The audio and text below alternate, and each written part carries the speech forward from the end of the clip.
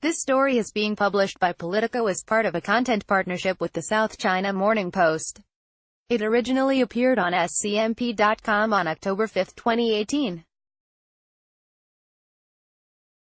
North Korea will look to consolidate support for the lifting of economic sanctions during its latest talks with China and Russia, while also strengthening its bargaining position on the denuclearization issue ahead of U.S. Secretary of State Mike Pompeo's visit to Pyongyang this weekend, Observer said. Story continued below. Choe Son-hu, North Korea's vice foreign minister who is responsible for handling negotiations with the U.S.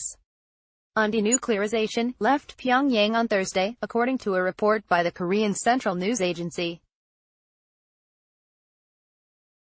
She was expected to hold talks with officials in Beijing before heading to Moscow for more of the same, the report said, adding that representatives of all three countries would then sit down together.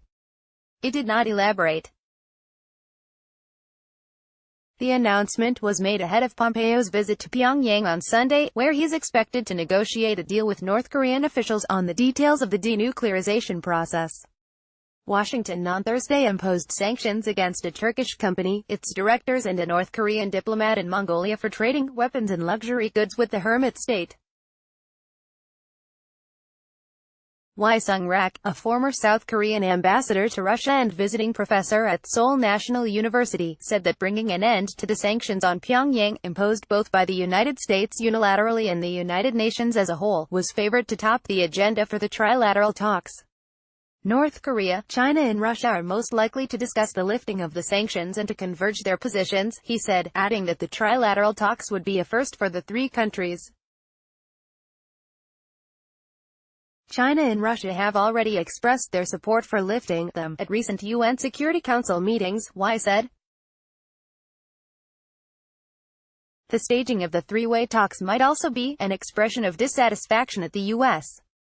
for its continued maximum pressure policy, he said.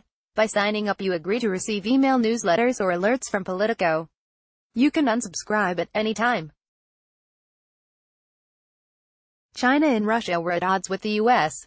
during a UN Security Council meeting on the sanctions last month, at which Washington insisted they remain fully in place until there has been a complete and irreversible denuclearization in North Korea. Vasily Kashin, a senior research fellow at the Center for Comprehensive European and International Studies at the National Research University in Moscow, said Choe was likely to seek support for a more gradual denuclearization process, which would give Pyongyang more bargaining power in its talks with Washington. It would also be in Russia and China's interests to give their support for the gradual resolution of the nuclear issue on the Korean peninsula, tying the disarmament to the removal of sanctions, he said. That would make the North Korean position in dialogue with the U.S. stronger, he said. Chun SeongGyeong, a senior analyst at the Sejong Institute in Seoul, said North Korean leader Kim Jong-un might also be preparing for the transfer of nuclear warheads during the denuclearization process, which may emerge as a major issue. North Korea may prefer to transfer them to China or Russia, rather than to the US or UK, as it is still cautious about the West, he said. Likewise, it may prefer to have China and Russia as monitoring nations during the verification process, as they are showing some understanding of North Korea's position, so it is likely to discuss some of those practical measures on denuclearization. Jong Bao, a professor of political science and director of the Center for Asian-Pacific Studies at Lingnan University in Hong Kong, said Pyongyang was possibly looking to bolster ties with Beijing and Moscow as a way to protect the Kim regime. It may want to secure China and Russia's support in case the denuclearization process with the U.S. fails, he said. Kashin said that the visit by Choe could also benefit Moscow. Russia has some specific interests too, he said. In the short term, it wants to increase economic cooperation with Pyongyang and use the North Korean workforce within the framework that is permitted by the UN Security Council resolutions.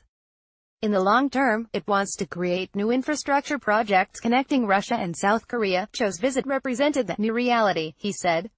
Russia-US